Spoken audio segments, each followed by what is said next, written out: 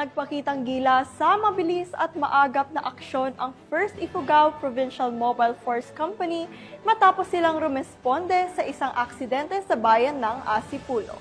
Magbabalita dyan si Patrolwoman Melba Langbis.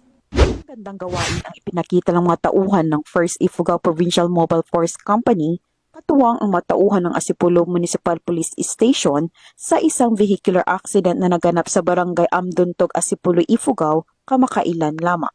Ayon sa paunang ulat, isang sasakyan ang nawalan umano ng kontrol habang binabagtas ang kalsada na nagresulta sa pagbaliktad nito. Sa pagtutulungan at agarang aksyon ng mga nasabing grupo, agad na naibigay ang tulong sa pag-secure ng area at sa driver. Tulong-tulong ang mga grupo sa pagbuhat sa mga sako-sakong karga ng nasabing sasakyan sa gilid ng kalsada upang hindi makagambala sa daloy ng trapiko.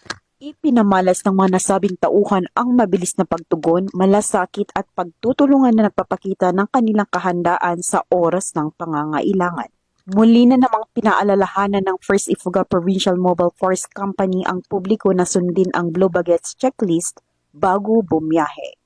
Ang pagsunod sa Blue Baguettes ay malaking hakbang upang maiwasan ang aksidente, masigurong maayos ang kondisyon ng sasakyan at mapanatili ang kaligtasan ng lahat sa daan. Patuloy na nananawagan ang PNP sa kooperasyon ng komunidad upang maging ligtas at mapayapa ang bawat biyahe.